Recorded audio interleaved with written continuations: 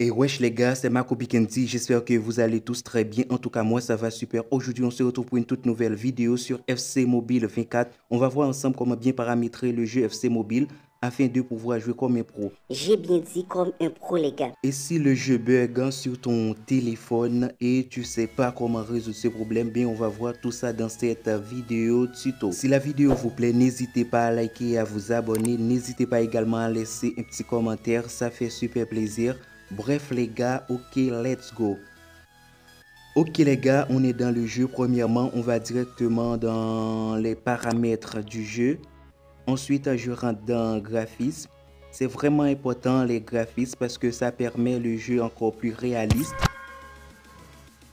Et si vous avez un téléphone de 2 GB RAM ou moins de 2 GB RAM, je vous conseille de mettre les graphismes sur mode économie. 3 à 6 GB RAM, vous pouvez mettre ça sur moyen. Et si vous avez un téléphone plus de 6 GB RAM, cela dépend de la version de votre téléphone.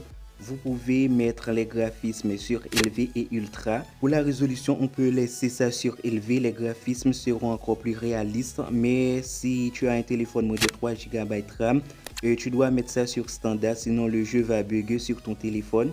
Moi, je mets la résolution sur élevé. Et pour IPS ou fréquence d'image ou image par seconde, ça rend le jeu encore plus fluide si tu mets l'IPS sur élevé ou 60 fps. Sauf que ça va consommer un peu la batterie de ton téléphone. Et je laisse ça sur standard. SFX, c'est juste pour les couleurs, les effets du terrain, les détails des joueurs. Les effets publics influent sur les détails des supporters dans les tribunes. Et effet UI, c'est tout simplement pour les animations de l'interface du jeu. En fait, je laisse ça sur moyen. Vous allez voir ce que ça donne. Le jeu sera très fluide, comme vous pouvez le remarquer ici. Maintenant les amis, je vais vous montrer comment mettre les commentaires en français. Du coup, je rentre à nouveau dans les paramètres. Ensuite, je rentre dans son et commentaires. Ici, il faut rechercher les commentaires français. Je vais descendre un tout petit peu. Voilà, maintenant je clique ici pour télécharger ça. Je dois autoriser le téléchargement via les données cellulaires. Ensuite, je clique sur débuter. Le téléchargement est lancé. Voilà, ça charge. Faut patienter un tout petit peu les gars.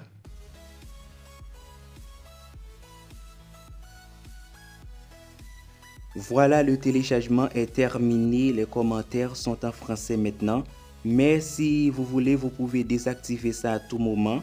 Mais le jeu est beaucoup plus intéressant quand les commentaires sont en français. Et c'est très important les gars, il faut bien régler le volume du jeu, c'est-à-dire le son du stade, le son des commentaires. Sinon, ça va faire piquer les oreilles.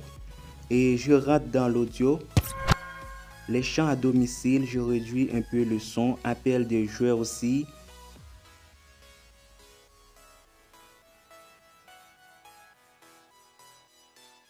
Je dois diminuer un tout petit peu le son des commentaires. Je vais mettre ça à 90. Ce sera parfait. Et ici, je vais mettre le son des annonceurs à 40. Et les effets sonores, c'est pas vraiment important. Je vais diminuer un peu le son. Effets sonores menu, c'est bon comme ça. Et enfin, musique, menu, je descends ça à 0. Vous allez voir ce que ça donne. Ça va pas déranger les oreilles, les gars. Et nous voilà maintenant dans la dernière demi-heure de jeu. Cristante. Si on regarde à nouveau ce but, la course est bien tranchante. Elle crée des différences dès le départ.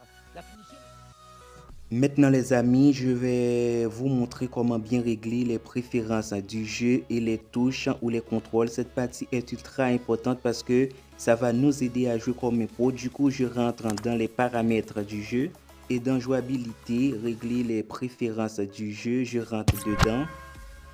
Pour la taille du joystick virtuel, si vous activez ça, la touche joystick sera plus grande.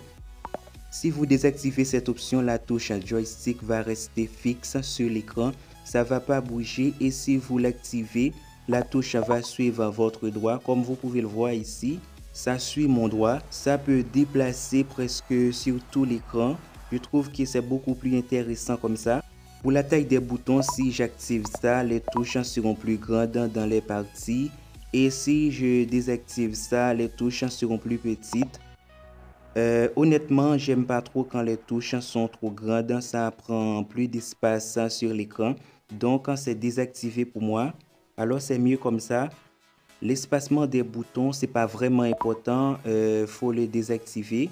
Pour les commandes joystick virtuel à gauche et bouton geste technique à droite, faut désactiver cette option. Et pour le geste uniquement, ce sera plus mieux si on le laisse comme ça. Et changer le sens d'attaque à la mi-temps, si vous voulez, vous pouvez l'activer. C'est tout simplement pour changer le sens d'attaque après chaque mi-temps. En fait, c'est très simple les gars. Afficher les conseils virtuels, c'est pas vraiment important les gars. C'est mieux comme ça. Si vous activez le radar, il va s'afficher en bas de l'écran dans les matchs. Moi, je joue très bien sans le radar. Donc, je vais le désactiver. En plus, ça va pas masquer le bas de l'écran. Voilà, c'est désactivé. Zoom, tir puissant, faut activer ces trucs, c'est important. Et si vous venez à peine de jouer à ce jeu, vous pouvez regarder ce truc en instruction sur les commandes. C'est juste pour les deux buts en fait. Et pour les passes avancées, il faut laisser ça sur activer. Appui double, appui. Pour les passes, il faut le désactiver. Vitesse de déclenchement aussi, c'est beaucoup plus mieux si c'est désactivé. Voilà.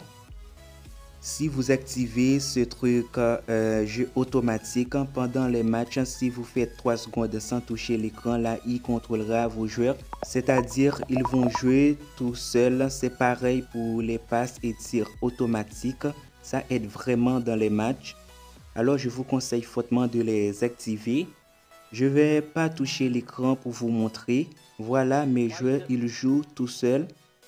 Voilà pourquoi je vous conseille de les activer. Voilà, jeu automatique, tir et passe automatique sont activés pour moi.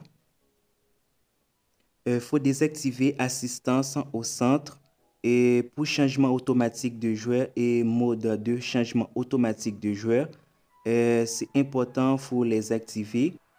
Et enfin, dribble latéraux contextuels, c'est désactivé pour moi.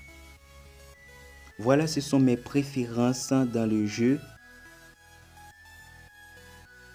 Comme ça, je joue comme un pro dans le jeu, les gars.